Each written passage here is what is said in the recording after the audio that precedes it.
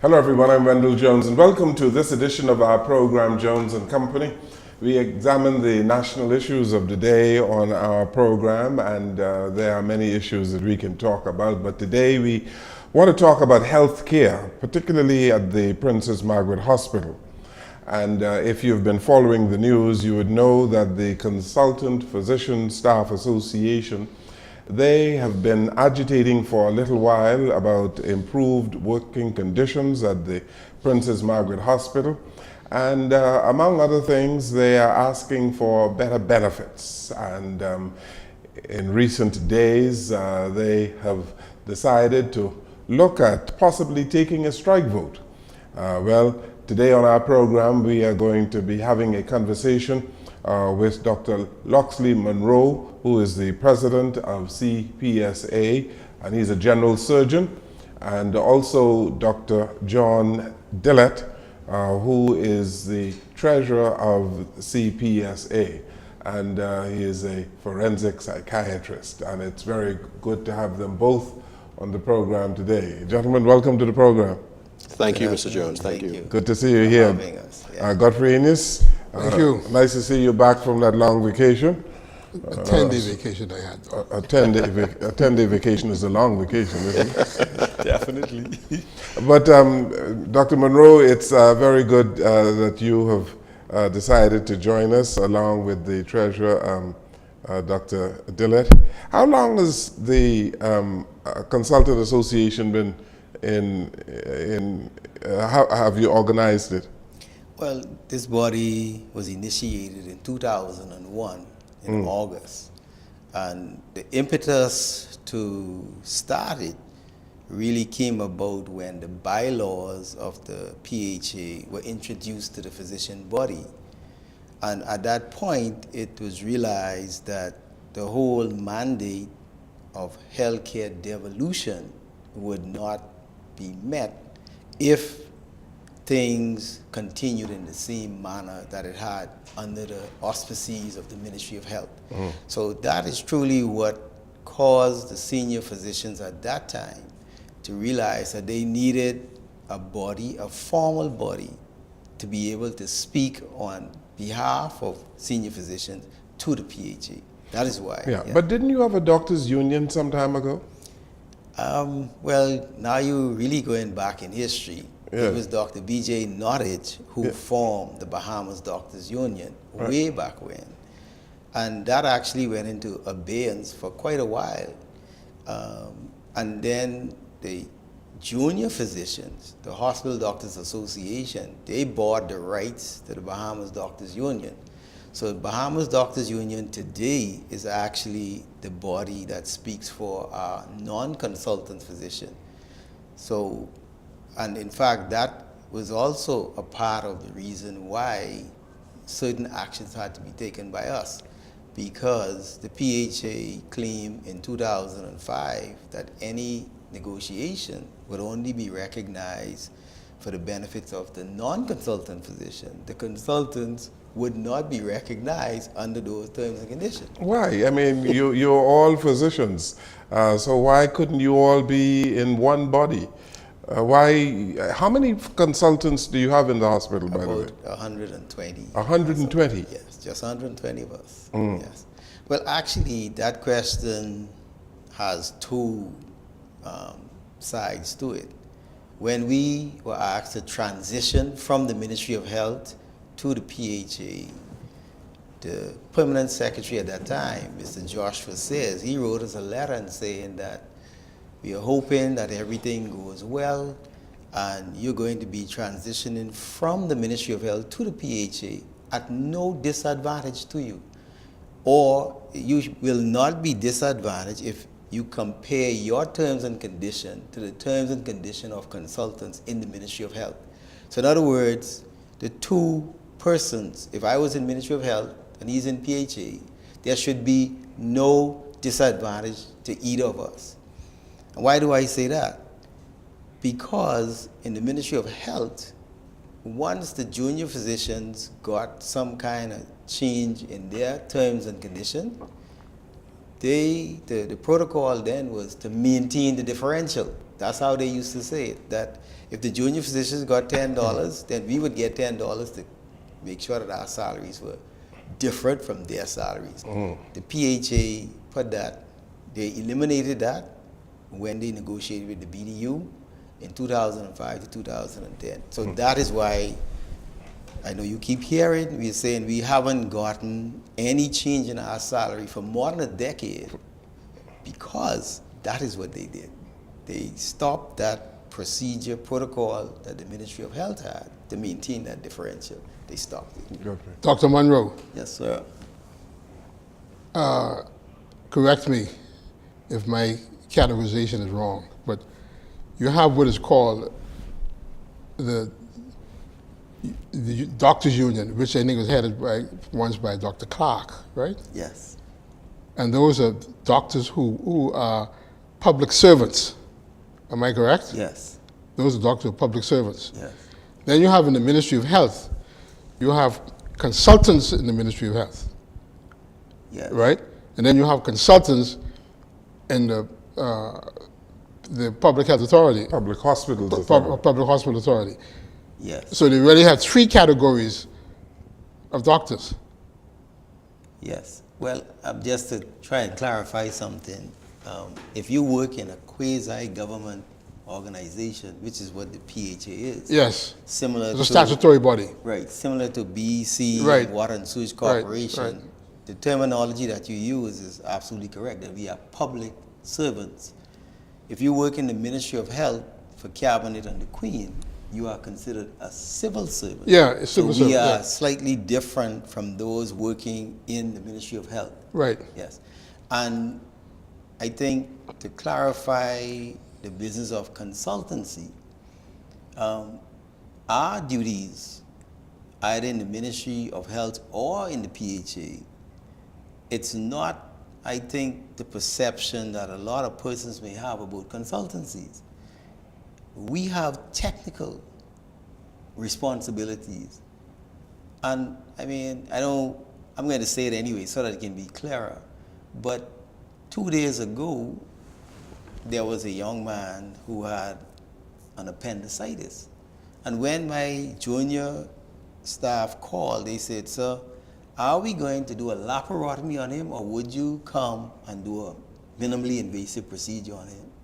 So I dropped everything that I was doing, and I went in there not just for my academic or my consulting standing in an aloof manner, but hands-on. And that is precisely what I was doing this morning.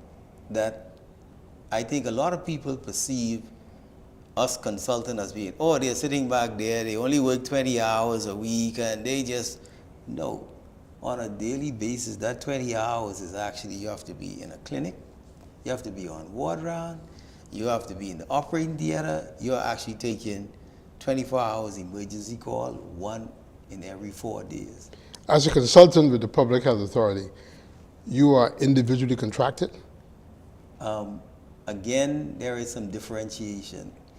Because I transitioned from the Ministry of Health, I don't have a formal contract with the PHA. I have an agreement that yes, I'm now working with the PHA, but my appointment is actually from the Governor General at the time to the Ministry of Health, and I transitioned to the PHA. So Dr. Dillard, who is a little bit younger than you, Slightly. he has a different kind of contractual arrangement. Yes, the younger folks may have a different, and I guess you could clarify that. Yeah. Yes, but you know, I think those are important questions. But the real question is that physicians have not really been respected in this process. To go 10 years or more without an increase in pay, with no health insurance, with no pension plan, it's not human. Yeah. You know, it's inhuman. Yeah. We wouldn't treat persons that we think are valuable to our organization like that. Yeah. And I know that Dr. Monroe and his generation have been fighting for the rights of patients, for nurses, for junior doctors, and we just wish to follow in his footsteps, because the only way that the Bahamas can be healthy is if we all become healthy together. So let's get it clear now. There are some doctors in the country who are employed by the Ministry of Health, and there are some who are employed by the Public Hospitals Authority. Yes. In the case of the consultants, you are with the Hospitals Authority. Yes, because very few persons in the Ministry of Health have the type of qualifications that we have. Because if you go to the Bahamas Medical Council, you have to have a certain level of qualification to be considered as a consultant. Right. So the majority of consultants work in the tertiary level institution. You have consultants, and that's why I say there's a difference when he speaks, possibly about consultants in the Ministry of Health. Those aren't persons qualified the way that we are. Those are persons who qualified in different facets of healthcare. They're not what we are as consultants. There's a difference. 95% of the consultants are in the Public Hospitals Authority. Okay. So people who are involved, say, in public healthcare administration would be in the Ministry of Health. Yes. You people who are hands-on doing surgery and seeing Specialists patients. and subspecialists. Yes, you are in the Public Hospitals Authority. Yes. Is it more to your benefit to be a part of the Public Hospitals Authority, or do you have a choice in the matter? I mean, the choice you have really is either you will serve your country or you will go about your private business. I can tell you for a fact that were I to completely leave the public service, my financial circumstances will be far better than they are today, because you can use your time and talent to garner money. But there are lots of people in this country who can't cannot afford. afford Yes. the stuff that we do. And therefore, we are sort of partnering with the government, persons like myself, because I have a belief in my country. I will not leave Princess Margaret Hospital when people have to come there. And like I said just now, if I hadn't gotten up and left my home on a Sunday morning, that man would have gotten his belly opened up. Why in 2018 you're going to deliver that level of care when you can actually deliver it? Had my non-consultant staff dealt with him, he would have had a laparotomy, a huge incision on his belly. He has minimally invasive surgery. And that is why persons like myself, Dr.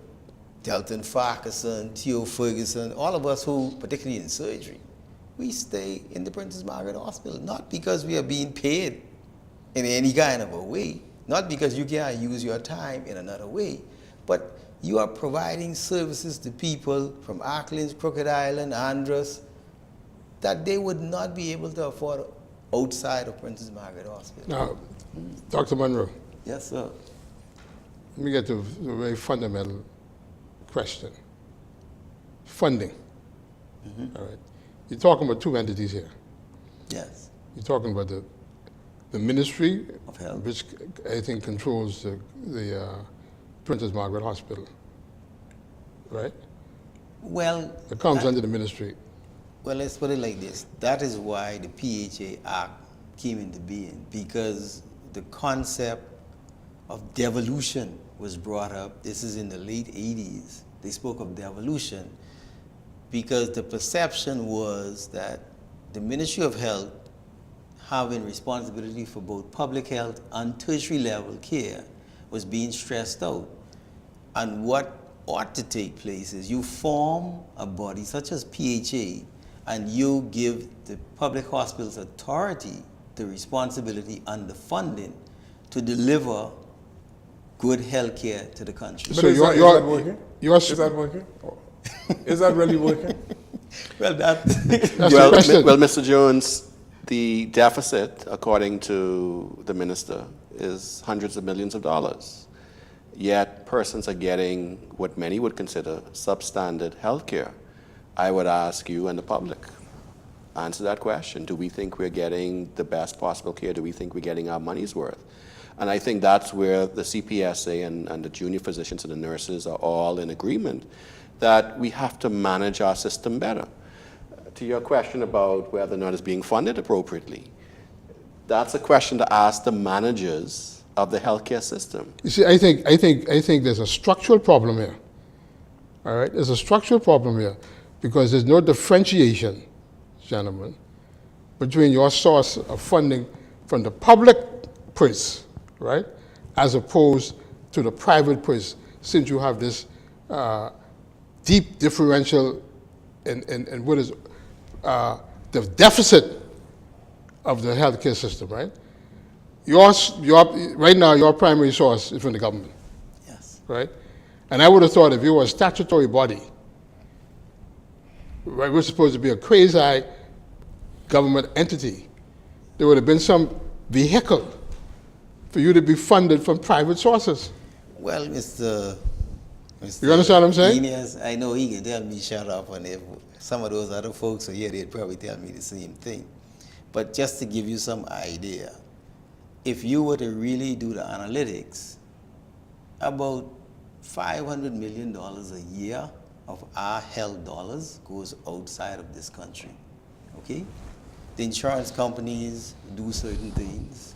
Persons will go to Cuba, the Dominican Republic, they will go to Mexico, they will go to Mount Sinai, Cancer Treatment Centers of America. And if you look at the overall analytic of that, it's hundreds of millions of dollars. Cleveland Clinic, that's like a clinic for the Bahamas. Yeah. Now, if we were being managed, and he asked a question about management, the question really should be, how can we keep at least half of that money in this country? Yeah. See, how can you keep half of those funds in this country?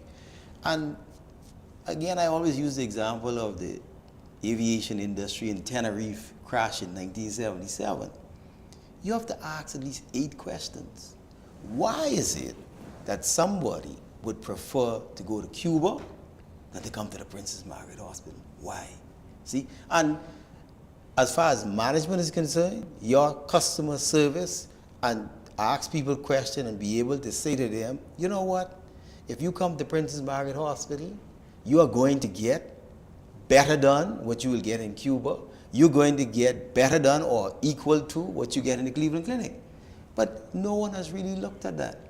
They simply keep on saying, we don't have any money, we don't have any money, we don't have any money, but $500 million a year Loss. goes overseas. Principally from insurance companies. From insurance companies, and persons do it out of pocket as well. Yes. The administrator for the Public Hospitals Authority said that they spent $219 million and they were only able to collect $19 million. Those are the figures I seem to remember from her press conference.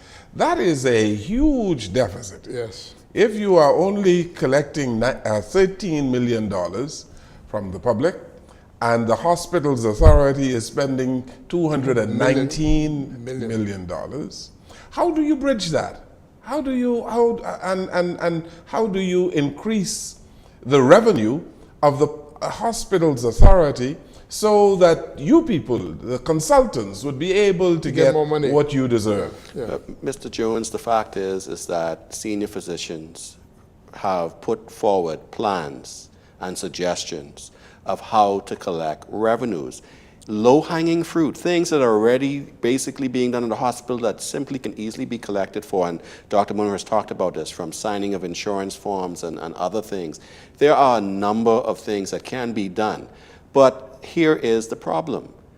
They are not listening to the senior physicians. They are not listening to the expert on the ground who sees this every day, who understands the system, makes suggestions. Part of the problem is physicians have been marginalized and axed out of the decision making. And that is why we continue to have these problems, because they don't have the solutions. The persons who have some of the solutions, they're not listening to. Do you have representation on the management committee of the Hospitals Authority? Being the consultants, you people are the scientists in the country. You are operating on people and providing care.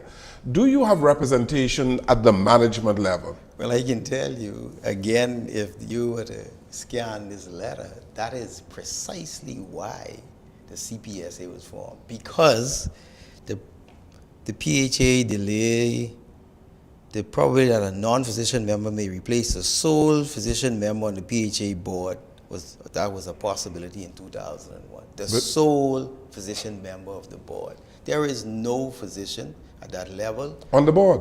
That's right. And the board is appointed by the government? Yes. And the government has appointed none of you who are consultant physicians on the board of the PHA. And they would go into the community and find people who know absolutely nothing about healthcare. You're absolutely correct. Preach it, Mr. Jones. Preach it. But the other part of the problem is, I think for the last 15, 20 years, all the ministers of health have been doctors. I agree with you. And who should know the problem.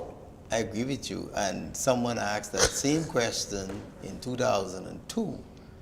And I felt disappointed. But by then I had worked out exactly or figured out to a certain extent what the problems were. When they are in the hospital, and I will call Hubert Minnis' name Prime Minister, Dr. Minnis did an excellent job trying to deliver quality health care to women who were pregnant in this country. He actually came to all of us consultant physicians and asked us to put money into buying an ultrasound machine. Why? Because Princess Margaret Hospital, this is like 1990, 1991, Princess Margaret Hospital did not have an ultrasound machine for pregnant women. Minnis came to all of us who were there and said, guys, I need some money, I need some money. He bought that machine. He sent a technician off to Miami to be trained for the use of that machine. And a pregnant woman would pay $200 for an ultrasound scan during her pregnancy.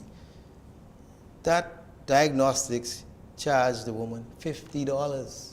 Okay, 25% of what it really costs. And it was because physicians funded that whole initiative.